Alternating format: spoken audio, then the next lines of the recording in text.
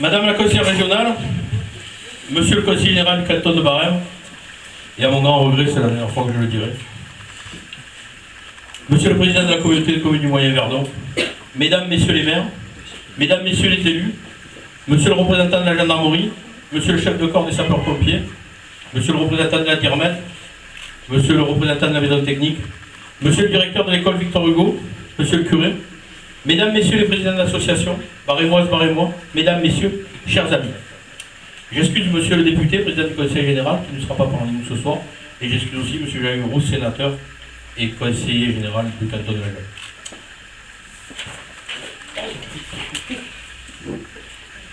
C'est avec le plus grand des plaisirs que le conseil municipal et moi-même nous vous accueillons pour cette traditionnelle cérémonie des vœux. Moment privilégié s'il en est, mais aussi temps de convivialité, de rencontre et de partage.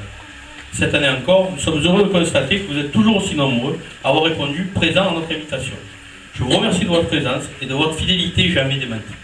Ce moment de rencontre n'est pas un luxe, dans ce monde qui doute, qui s'isole, qui bouscule, qui blesse souvent. Comment ne pas évoquer une forte pensée pour ceux qui ont péri sauvagement abattus lors de l'attentat contre Charlie Hebdo, le 7 janvier dernier. Les auteurs de ces crimes lâches et barbares ont commis l'impensable contre la démocratie, contre les valeurs de la République, contre la laïcité. Les élus que nous sommes ont un indéfectible attachement à ces valeurs et s'engagent à défendre en toutes circonstances la liberté d'expression, en particulier la liberté de la presse et la liberté absolue de conscience. Aux victimes de Charlie Hebdo, nous devons prouver que leur combat pour les valeurs que nous partageons seront poursuivis avec la même détermination. Nous sortons d'une année particulière, avec un renouvellement démocratique d'importance dans nos communes et dans l'intercommunalité. J'en profite pour remercier les Barémoises et les Barémois qui nous ont apporté leur suffrage et renouvelé leur confiance. Le conseil municipal s'en trouve quelque peu changé. Je remercie donc tous les anciens conseillers municipaux et adjoints du mandat précédent pour leur engagement durant ces 6 années passées. J'accueille aussi pour la première fois, pour la première cérémonie de vœux, les nouveaux membres de l'équipe municipale. Ils ont rapidement trouvé leur marque et donné une nouvelle impulsion à notre travail.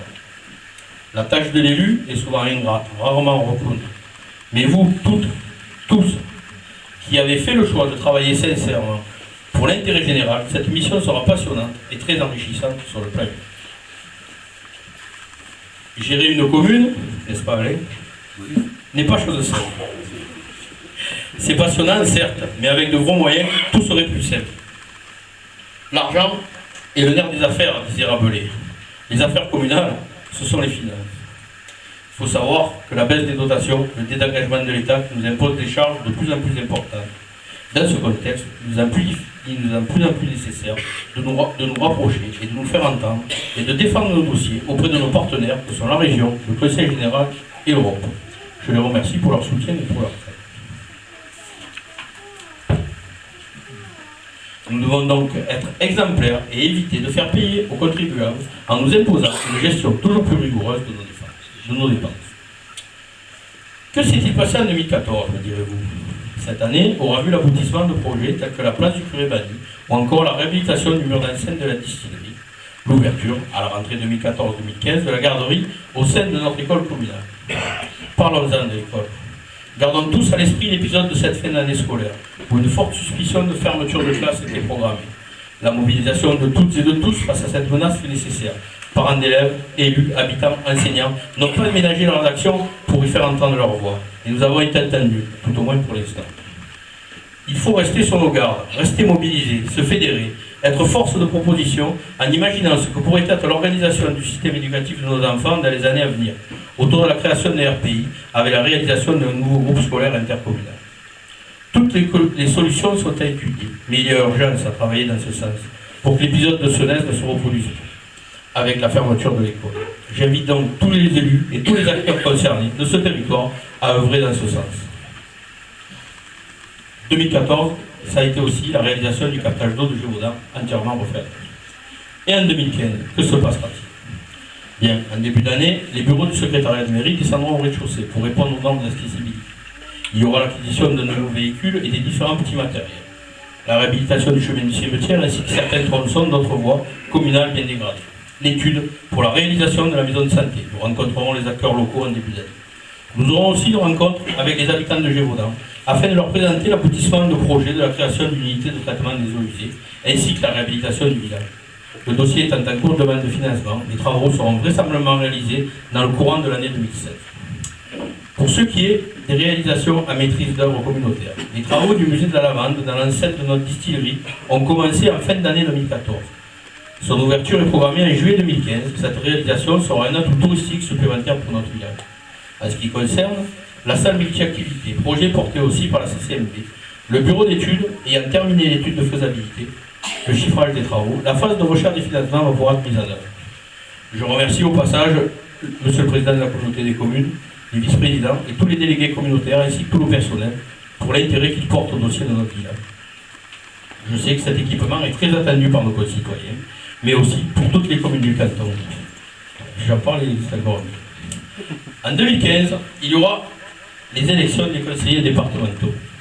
Adieu au canton de Baraque. Adieu aussi aux conseillers généraux représentant l'élu de proximité, à l'écoute d'un territoire qu'ils connaissaient parfaitement et qui avait une cohésion géographique, sociale et économique. Demain, nos cantons ressembleront à des circonscriptions électorales où seule la démographie a été prise en compte.